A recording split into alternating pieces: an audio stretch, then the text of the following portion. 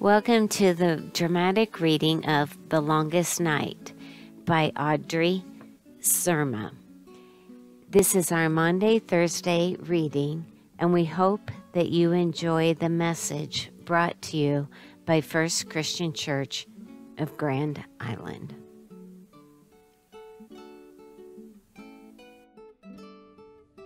What will I do now? Who will take care of me? There, Mary. You heard him. You belong to me now. I'll take care of you. I know, but did you see his face? He was in such agony. Yes, I saw. He was such a brave man. And did you see the faces of those around? They enjoyed his suffering. Come, sit down. It's been a long night. You're exhausted. Perhaps you should eat something. This is the place? This is the place where he... Yes, Mary, this is it. Where we ate the Passover meal together for the last time. And this is where he sat? Mary, please, sit down. I always thought of Passover to be a happy one. It was. Before. Even as a child, my mother let me help prepare the paschal lamb and the unleavened bread.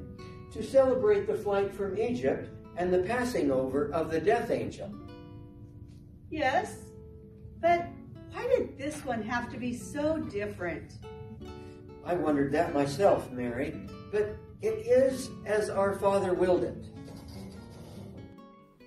Did my son know this would be his last Passover, do you think? Oh, I'm sure he did. He had been preparing us for months, but I didn't understand until last night. Last night was different? Oh, yes. How? He broke the bread, blessed it, and then he said, "This is my body, which was broken for you." He knew. Oh, yes, he knew.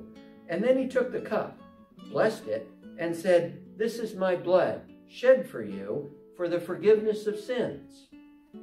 But John, this didn't have to happen, did it? You could have stopped it. But how, Mary? Tell me what happened in the garden. Oh, no, you don't want to hear. But I do. Please tell me. All right. We went to Gethsemane. Why, it's so dark there at night. We had been there before. He taught us there. But this time, Jesus wanted to go to pray. And? We went a little way into the garden. He stopped and asked us to watch and pray while he went deeper into the darkness.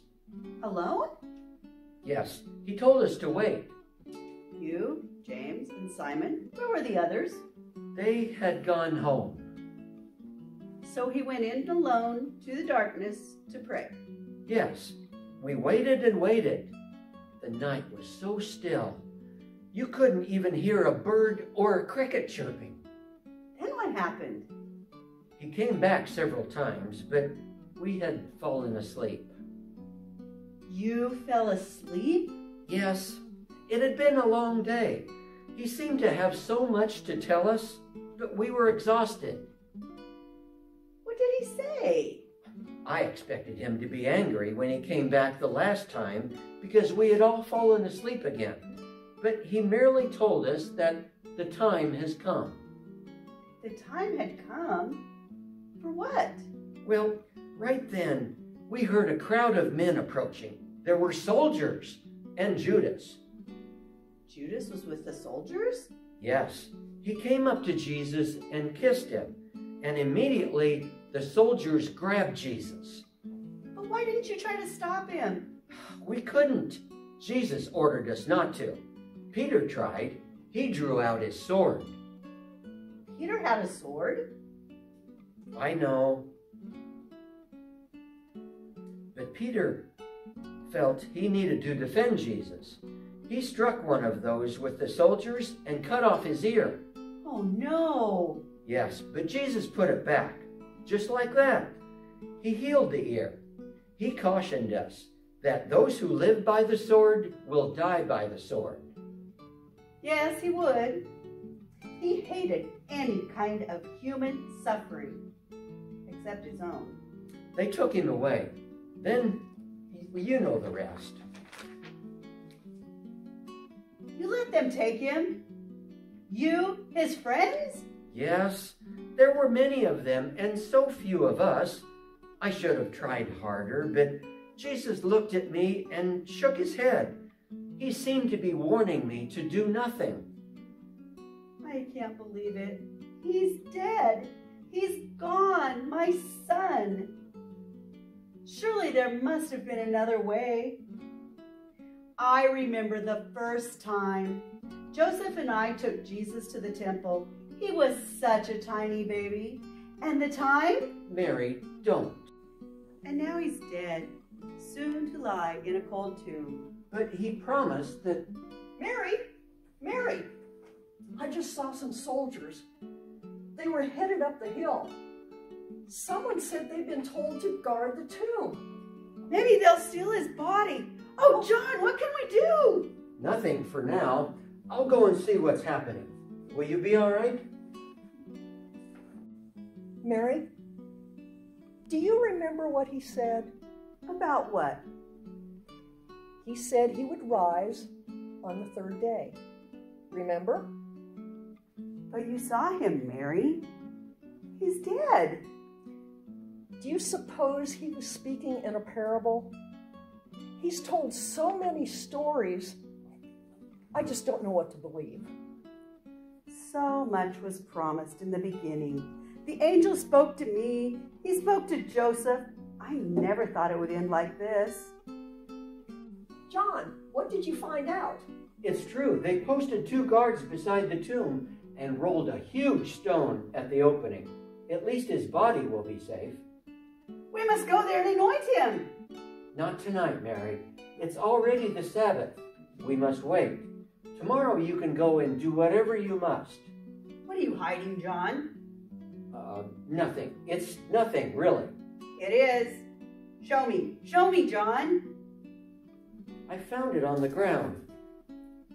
It must have fallen from his head when they took him away. Let me see it. No, Mary, you mustn't. There's blood. I don't care. I want it. Oh, my son. My son. Joseph, my husband, if only you were here. Come, tomorrow we will go together and prepare his body. But John, what do you think? What do you mean? Will he rise again? Can he rise again? He said he would. We've got to believe it.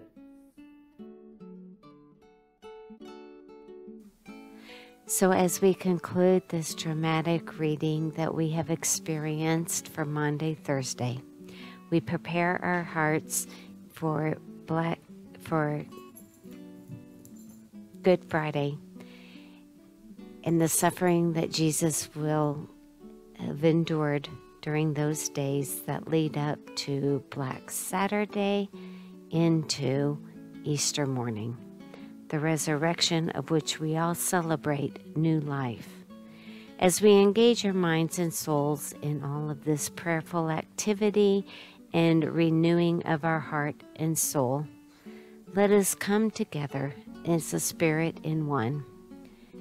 And at this time, as I issue us forward into our days and time ahead, even though we are physically separated apart, let's pray the prayer that Christ has taught to us all, the Lord's Prayer.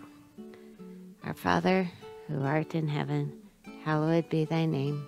Thy kingdom come, thy will be done, on earth as it is in heaven. Give us this day our daily bread, and forgive us our debts as we forgive our debtors. Lead us not into temptation, but deliver us from evil. For thine is the kingdom, the power, and the glory forever. Amen. Until we meet again, Easter morning.